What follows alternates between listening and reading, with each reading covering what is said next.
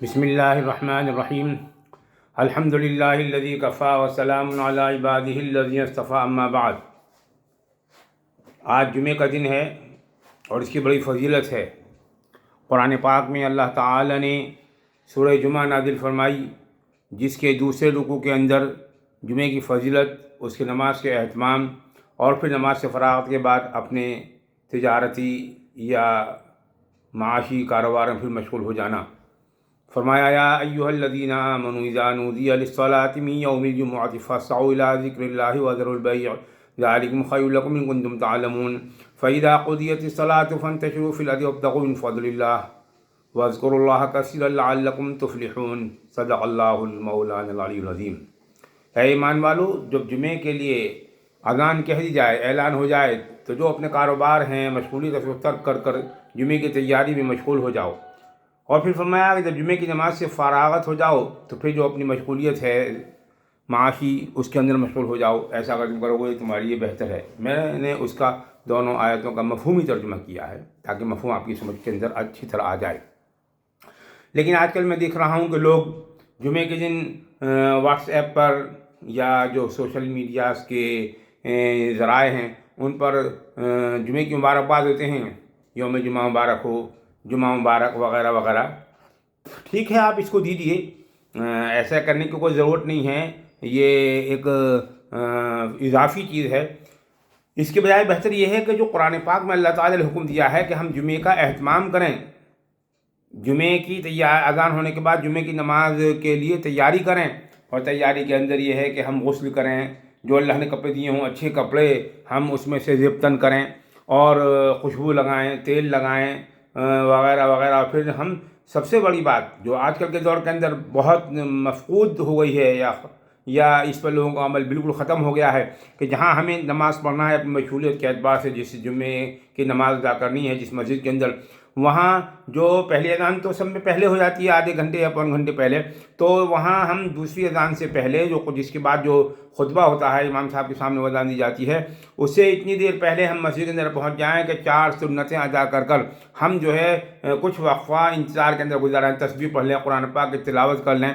جمعے کے دن جو ہے وہ سورہ کہف کا پڑھنا بڑا مسنون ہے اور بہت فضیلتیں اس کے اندر آئی ہیں۔ پورے ہفتے کے گناہ معاف ہو جاتے ہیں، آسمان سے زمین تک، زمین سے آسمان تک نور اس کے لیے رہتا ہے وغیرہ وغیرہ۔ ہم اس میں سورہ کہف کی تلاوت کر لیں یا اس صبح میں کر لیں، سورہ کہف کی تلاوت ضرور کرنے کا اہتمام کیجیے، معمول بنائیے، اور پھر وہاں جمعے کی نماز اطمینان سے ادا کیجیے، خطبے کو سکون اور اطمینان کے ساتھ سنیے۔ ہم یہ بھی دیکھتے ہیں کہ خطبے کے دوران بھی بہت سے لوگ آتے ہیں اور سنتوں کو نیت باندھ لیتے ہیں یا کچھ باتیں مشغول ہو جاتے ہیں۔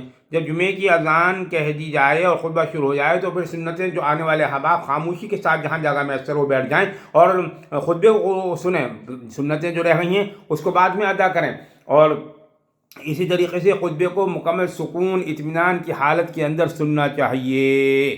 خطبے کے بڑے آداب ہیں، اس کو جس طرح تشہد کی حالت میں بیٹھتے ہیں اس طرح بیٹھیں تو افضل ہے، 4 جانوں میں بیٹھ سکتے ہیں، اور سکون اور اطمینان کے ساتھ ہم اس کو سنیں۔ خطبے کے دوران یہاں تک حکم ہے کہ خطبے میں جب نبی اکرم صلی اللہ علیہ وسلم کا نام آئے، اذان میں نام آئے، تو پھر بغیر زبان کو حرکت دیے دل میں صلی اللہ علیہ وسلم کہیں، تو ظاہر ہے کہ اور دنیاوی باتیں کرنے کا اور باتیں کرنے کا کیا حکم ہوگا۔ اگر کوئی بھائی ہمارا محض گفتگو ہو تو نماز کے فراغت کے بعد اسے اطمینان سے سمجھائیں کہ بھئی خطبے کے دوران بات چیت نہیں کرتے، یہ آداب خطبہ کے بھی خلاف ہے، آداب مسجد کے بھی خلاف ہے۔ ان تمام باتوں کا خیال رکھیے گا، آپس میں ایک دوسرے کو جمعے کی فضیلت بتائیے۔